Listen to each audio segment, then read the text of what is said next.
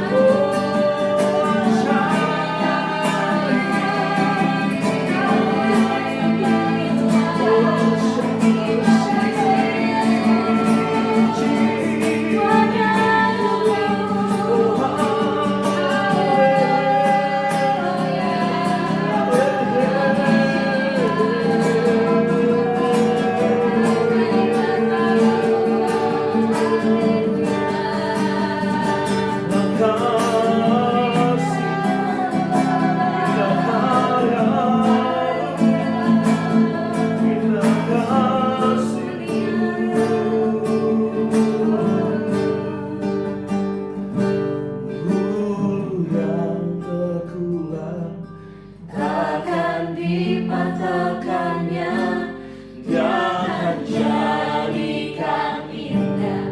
Sungguh lebih berharga tubuh yang muda, akan dipadamkannya.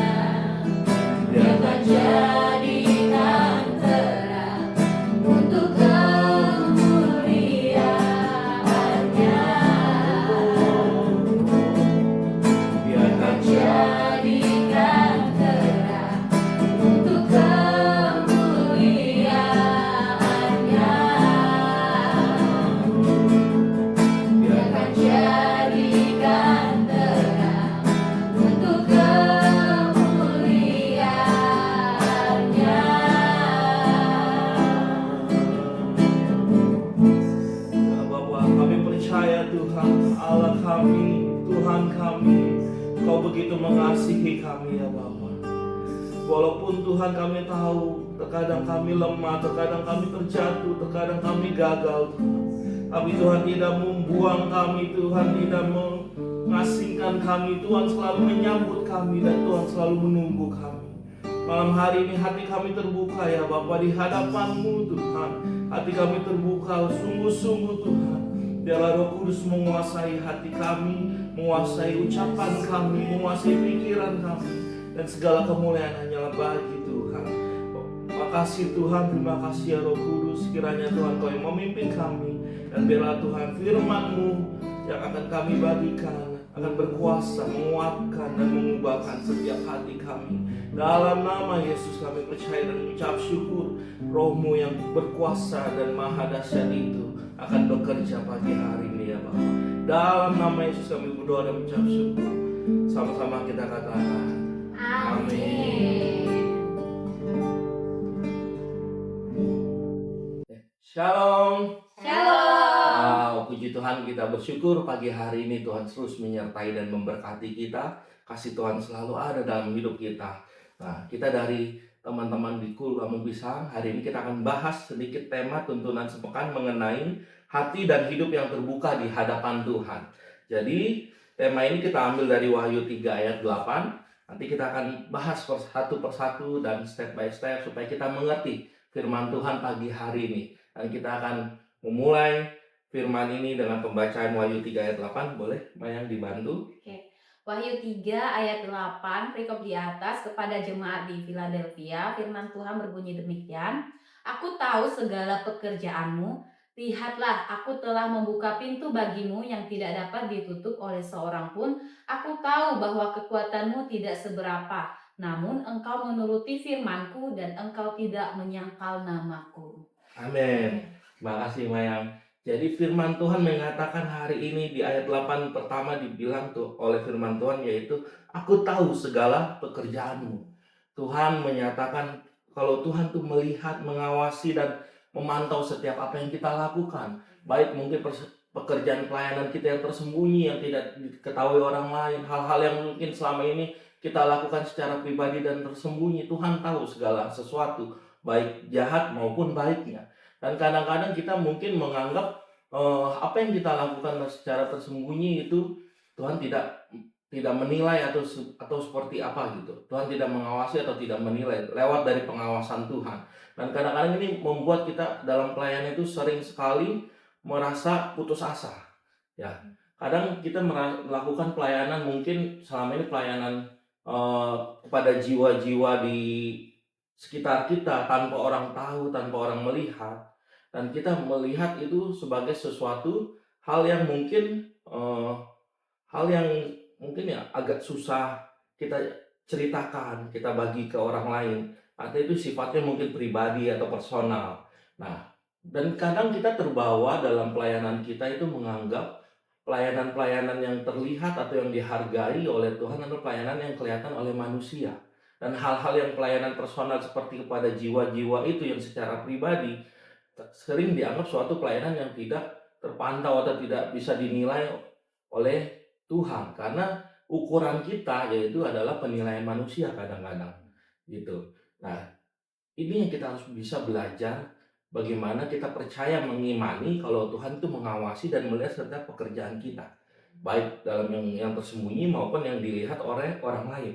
Nah, inilah yang menguatkan kita hari ini untuk apalagi teman-teman yang berjalan di pelayanan misi. Mungkin banyak yang melayani di pedalaman, di perkampungan, di perdesaan yang tidak terlihat, terekspos oleh media, terekspos oleh orang-orang seiman, dan minim penghargaan, minim apresiasi. Itu mungkin mungkin kadang kita merasa down karena pelayanan kita tuh sesuatu yang jarang banget diapresiasi atau dinilai orang lain. Tapi puji Tuhan, firman Tuhan pagi hari ini bilang Tuhan tahu dan Tuhan melihat segala pekerjaan kita. Ya. Nah, menurut Ika gimana nih dari pembahasan kita di awal? Apakah selama kita melayani pernah ngerasa membedakan antara pelayanan personal atau pelayanan yang terlihat orang atau yang tidak terlihat orang? Iya, kalau dalam proses pelayanan yang mungkin saat ini saya sedang jalankan ya, mungkin kebanyakan kebanyakan melakukan pelayanan itu secara personal dan juga ada pelayanan yang memang, bareng-bareng begitu. Hmm. Nah, kadang-kadang di saat kita melakukan pelayanan secara personal itu kan tidak dilihat banyak orang. Dan di situ, seringkali saya sendiri merasa bahwa, eee, kayaknya pelayanan saya ini tidak berharga ya, nggak ada apa-apanya. Jadi sering minder sendiri. Nah, kalau misalnya hal itu terjadi, itu sering membuat saya down juga.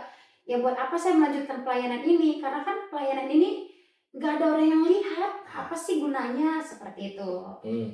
Mungkin itu sih menurut saya. Ya, pasti kita pernah ngalamin ya beberapa hal seperti itu. Tapi yang kita harus ingat di nats selanjutnya Tuhan bilang ini, lihatlah aku telah membuka pintu bagimu dan tidak dapat ditutup oleh seorang pun. Nah, jadi di sini Tuhan bilang pertama, aku nih tahu segala pekerjaanmu. Kedua, Tuhan juga bilang aku telah tahu segala pekerjaanmu dan aku pun tahu apa yang harus aku bukakan bagimu. Nah, itulah yang Tuhan berikan semacam apresiasi kepada orang-orang yang mungkin selama ini melayani di pedesaan atau hal-hal yang personal atau hal-hal yang tersembunyi yang tidak terlihat secara langsung oleh banyak orang. Nah, Tuhan di sini memberikan kekuatan lagi buat kita, lihatlah aku telah membukakan pintu bagimu yang tidak dapat ditutup oleh seorang pun. Terkadang memang saat kita melayani mungkin di pelayanan-pelayanan yang terlihat terekspos, bukan berarti pelayanan yang terekspos itu hal yang tidak baik, bukan. Tapi kita di dalam pelayanan yang mungkin selama ini tersembunyi atau hanya personal, itu kita merasa kok kayaknya dengan pelayanan gini kita nggak dapat akses apa-apa, kurang, minim apresiasi. Nah, itu mungkin apresiasi atau pujian itu kita kesampingkan. Tapi mungkin saat kita menjalankan pelayanan seperti ini, kita akan merasa kok saya nggak diperhatikan oleh pemimpin atau apa. Dan di sini Tuhan juga memberikan kekuatan lagi.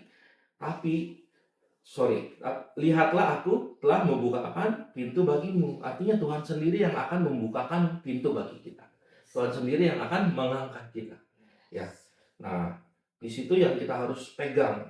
Tuhan bilang lagi yang tidak dapat ditutup oleh seorang pun. Jadi kalau Tuhan sudah membuka pintu bagi kita, seorang pun tidak bisa menutupnya. Kalau Tuhan sudah memilih kita, seperti yang tadi di-sharingan Pak Gem, waktu Tuhan memilih Daud, walaupun Daud disembunyikan sedemikian rupa, yang namanya pilihan Tuhan tidak mungkin tertukar. Nah, begitu juga ya di firman ini dikatakan, sebagaimanapun dunia ini menutup pintu bagimu, Tuhan akan membukakan dan tidak dapat ditutup oleh seorang pun. Amin. Nah, terus di situ juga Tuhan bilang, aku tahu bahwa kekuatanmu tidak seberapa, namun engkau menuruti firmanku dan engkau tidak menyangkal namaku. Intinya pas di akhir dalam setiap hidup kita, jangan sampai kita menyangkal nama Tuhan. Kita sudah melayani dengan segala sepenuh hati, dengan sungguh-sungguh, tapi kadang-kadang di akhir karena kita merasa tidak menerima apa yang seharusnya kita terima, kita menyangkal nama Tuhan. Nah, menarik sekali teman-teman dan Bapak Ibu sekalian, di Wahyu 3 ayat 8 ini kita belajar, kita buka dengan keterbukaan kita di hadapan Tuhan dalam pelayanan. Nah, kita tarik nih dalam kehidupan sehari-hari. Ya, apa sih makna terbuka, hidup dan hati terbuka di hadapan Tuhan? Nah, dari Anggi dulu. Karena kalau kata terbuka ya kok berarti kesadaran dirinya untuk menyatakan sesuatu gitu kan. Ya. Karena kalau keterbukaan kan dari diri pribadi sendiri nih, bukan dari paksaan orang lain dan lain-lain. Itu namanya berarti paksaan gitu baliknya. Kalau keterbukaan sendiri, setiap pribadi punya keputusan untuk memilih apakah mau terbuka atau tidak. Betul. Tapi banyak hal yang bisa menghalangi itu terjadi. Salah satunya kadang kita tuh sama Tuhan merasanya bahwa aku ini bisa loh. Kita ini bisa ngelakuin A, ngelakuin B karena punya potensi. Maka firman Tuhan hari ini tuh menguatkan banget juga gitu hari-hari ini bahwa kita sebagai anak-anaknya Tuhan kadang boleh kok gitu merasa kalau kita tuh nggak bisa apa-apa dan emang harusnya nggak bisa apa-apa di hadapan Tuhan. Karena saat kita mengandalkan kemampuan kita, saat mengandalkan kebisaan kita, kita lagi mencoba menutup diri kita untuk nggak mengandalkan Tuhan lagi. Betul. Kalau misalnya kita masih dengan akunya yang besar, maka rencana Tuhan atas hidup kita jadi terhambat nih, gara-gara kitanya sendiri yang mencoba menutup diri untuk tidak mengizinkan Tuhan berperkara atas kita gitu. Oleh sebab itu, hari-hari ini untuk mengalami keterbukaan itu sendiri, coba lihat kita bukan dari potensi yang kita miliki dan segala macam, seperti yang tadi Pak Gem bilang bahwa dari Tuhan, oleh Tuhan, dan untuk Tuhan. 3 hal ini harus kita terus ingat gitu.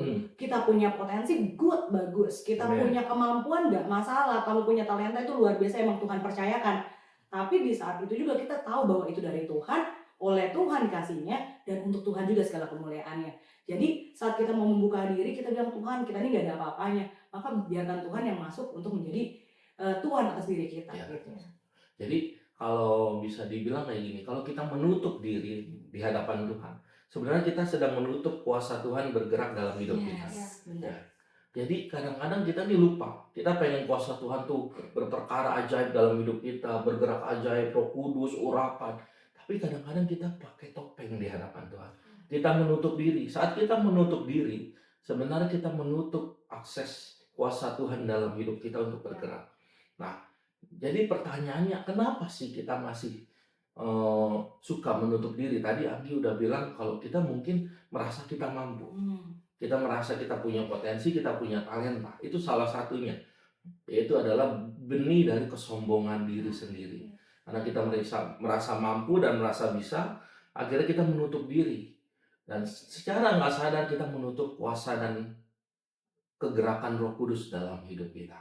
Nah, jadi kita akan sedikit ada beberapa pertanyaan dari beberapa teman-teman tentang mengenai mengapa kita masih pakai topeng rohani. Nah, di situ kita akan diskusi sedikit. Ada beberapa pertanyaan, kita refleksikan saja ya. Nah, apa sih yang masih selama ini kita susah terbuka dalam hidup kita di hadapan Tuhan? Nah, itu yang kita mau bahas dulu nih. Hal apa sih yang paling susah banget kita terbuka di hadapan Tuhan? Mungkin dari Maya? Kalau dari aku mungkin aku bisa ngasih sedikit apa itu ya, jawaban gitu ya. Mungkin kalau dari aku mungkin karena masih ini kok egois. Ya. Egois dalam hal? Egois dalam segala sesuatunya. Ya, karena kan egois ini kan artinya kita menutup diri. Bukan hanya kepada orang yang di sebelah kita, tetapi terlebih-lebih sama Tuhan. Okay. Ya, karena egois ini kayak seperti yang dibilang tadi, kayak menganggap diri selalu benar gitu. Terus kayak ini semua kan karena saya hebat gitu kan. Ini bisa. semua karena saya yang usaha gitu kan. Jadi kayak ya Tuhan itu kayak hanya bumbu-bumbu tertentu seperti itu. Nah, jadi kayak bumbu-bumbu pelengkap yang dimasakkan seperti itu, bukan topping utamanya kayak gitu. Jadi kayak mungkin lebih ke kita lebih menyadari diri sendiri lagi untuk boleh dapat terbuka di hadapan Tuhan, sehingga ada kesadaran di dalam diri kita bahwasanya itu semua karena Tuhan gitu. Ya. Betul. Jadi kalau saya tangkap dari Mayang ini mungkin lebih ke arah motivasi, karena egoisnya ini nih. Kadang kita tahu firman Tuhan kan kadang kita harus rendah hati, harus menghambakan diri dan segala macam lah, kita harus membuang ego kita. Tapi di satu sisi keinginan kita tuh ingin dipuji, ingin diapresiasi, ingin dielulukan, dan kadang-kadang itu membuat kita terpaksa memakai topeng di hadapan Tuhan. Nah, karena hal seperti inilah yang membuat kadang-kadang pelayan-pelayan Tuhan nih, oke, karunianya dalam melayani bagus banget, berjalan terus, diurapi Tuhan. Tapi di satu sisi, jiwanya, dagingnya ini masih belum bisa dikendalikan. Nah, inilah yang membuat banyak pelayan-pelayan Tuhan atau kita sendiri anak-anak Tuhan itu dalam kondisi terpaksa memakai topeng di hadapan Tuhan. Karena kita masih mau melayani kedagingan kita. Kita mau melayani kesenangan kita mau mencari pengakuan diri, dan kemarin yang kita bahas validasi. Kita masih mau mencari validasi. Nah, itulah yang membuat, yang saya tangkap dari pemaparan Maya tentang egois itu, yaitu yang membuat manusia ini kadang-kadang kita sebagai pelayan Tuhan dan anak-anak Tuhan susah terbuka di hadapan Tuhan. Karena kita tahu firman Tuhan itu jelas, melakukan yang baik, melakukan yang benar. Tapi dalam diri kita sendiri kadang kita masih mau melayani daging kita, keinginan kita. Nah, itu yang membuat pertentangan dalam diri kita. Ya, saya rasa kalau kita berani melepaskan itu semua, kita bisa hidup dengan sungguh-sungguh terbuka di hadapan Tuhan. Nah, yang kedua, kita akan baca diskusi tentang beberapa hal lagi, yaitu tentang mengenai mengapa kejujuran rohani itu penting. Nah, apa sih kejujuran rohani? Apakah kejujuran rohani itu berlaku untuk diri sendiri atau untuk orang lain? Nah, yang kemarin kita bahas tuh di youth kita bahas tentang bagaimana kita berlaku adil. Kita jangan tajam ke orang lain tapi tumpul ke diri kita sendiri. Nah, di sini kita akan bahas mengapa kejujuran rohani itu penting. Nah, mungkin Ika bisa memaparkan apa pendapatnya. Kalau dibilang kejujuran rohani itu ya, menurut aku, kita itu mulai dari keterbukaan tadi, keterbukaan di hadapan Tuhan. Kita bukan hanya terbuka di hadapan manusia. Ya, terbuka di hadapan Tuhan itu berarti tidak ada lagi yang perlu kita tutupin. Apapun yang sudah kita lakukan, kesalahan apapun harus kita sampaikan kepada Tuhan. Karena tadi di awal pembahasannya, tidak ada yang tersembunyi di hadapan Tuhan. Ya. Itu apapun yang kita lakukan, baik itu secara personal, jadi semuanya Tuhan tahu. Nah, seperti menurut saya kejujuran rohani itu mulai dari kita bisa mengakui kesalahan kita, ataupun mungkin kita sudah merasa kecewa, kita harus bisa terbuka di hadapan Tuhan. Nah, kemudian dalam melakukan pelayanan kita, mungkin kita pernah merasa takut, kita pernah merasa kok aku nggak pernah diapresiasi sih. Jadi ketika sudah terbuka, maka kita harus berani mengakuinya di hadapan Tuhan. Jadi kita tidak perlu membohonginya lagi. Jadi dengan kita sudah terbuka di hadapan Tuhan, maka berkat itu akan melimpah dalam hidup kita. Bukan hanya berkat secara jasmani, tapi berkat rohani juga akan terus melimpah dalam hidup kita. Mungkin itu sih. Thank you Ika. Jadi keterbukaan itu berimplikasi bukan hanya kepada satu arah. Ya. Jadi Tuhan pernah mengibaratkan aku berdiri di depan pintu dan mengetuk. Nah, berarti depan pintu ini ya memisahkan antara kita dan Tuhan. Saat kita mau berani membuka pintu itu, sebenarnya kita sedang membuka hati kepada Tuhan, membuka diri kepada Tuhan, dan sebaliknya Tuhan mencurahkan kuasanya kepada kita. Tuhan memancarkan terangnya kepada kita, Tuhan memancarkan berkatnya kepada kita, dan Tuhan memancarkan segala sesuatu yang baik dalam hadiratnya kepada kita. Nah, jadi saat kita berani membuka diri, membukakan pintu itu, sebenarnya kita sedang membebaskan Roh Kudus bekerja dalam hidup kita. Berkat Tuhan untuk mengalir masuk dalam hidup kita tanpa ada yang membatasi. Maka oleh sebab itu Tuhan pernah bilang, saat kamu mau datang menghadap Tuhan, tapi kamu masih menyimpan dendam, masih menyimpan masalah dengan saudara kamu harus selesaikan dulu. Karena apa? Karena kebencian, kepahitan, sakit hati itu menjadi tembok yang membatasi kita dengan Tuhan. Nah, itu kita harus dibereskan dulu. Saat kita bereskan dengan cara apa? Dengan kita mengakuinya di hadapan Tuhan, dan kita bereskan dengan saudara kita, saudara seiman kita. Apalagi kalau kita ada masalah dengan saudara seiman. Dan masalah sakit hati, kekecewaan kita harus selesaikan. Nah, saat itu kita lakukan, kita sedang membuka pintu buat Tuhan. Kita sedang memberikan hati kita, hidup kita sepenuhnya, dan sebaliknya Tuhan juga memberikan damai sejahtera, sukacita. Apa yang baik dari hadirat Tuhan itu dialiri ke dalam hidup kita. Nah, itu yang kita harus pegang dan kita harus percayai. Jadi pentingnya kita keterbukaan adalah bukan masalah kita menyerahkan hidup kita di hadapan Tuhan. Tapi saat kita bisa terbuka, itu berimplikasi kedua arah, ke kita dan ke Tuhan. Jadi saat kita terbuka, kita menjadi orang yang apa adanya di hadapan Tuhan. Dan Tuhan juga menjadi pribadi yang kita bisa lihat dengan jelas, terang benderang apa adanya dalam hidup kita. Nah, itu yang kita harus pegang dalam hidup kita. Nah, dari hal-hal yang kita bahas ini, mungkin dari teman-teman atau kita dari Anggi deh ya, sebagai penutupnya. Nah, keterbukaan hati dan hidup yang terbuka itu harus kita implikasikan dalam hal apa? Mungkin bisa dijelaskan atau hanya dalam pelayanan atau dalam kehidupan sehari-hari atau seperti apa? Kalau untuk hati dan hidup yang terbuka di hadapan Tuhan, itu tuh implikasinya luas banget kalau dibilang. Gak cuma dalam lingkup pribadi, bahkan yang lebih personal kan, cuma diri kita dan Tuhan yang tahu. Dalam lingkup keluarga kita kan, dalam lingkup pelayanan kita, bahkan di lingkup luas. Keterbukaan itu penting sekali gitu. Bukan berarti semua informasi kita udah dibagi aja, bukan. Tapi kita belajar jujur secara rohani, seperti yang Kak Ika bilang, kita harus jujur secara rohani. Kadang sebagai anak-anak Tuhan kita berpikir Tuhan tuh nggak tahu kalau gue lagi marah sama si A. Tuhan tuh nggak tahu kalau kita lagi ngalamin sesuatu. Padahal seperti kisahnya Gideon, Tuhan tuh tahu segalanya. Bahkan Tuhan tahu potensi dalam kita yang belum kita tahu gitu.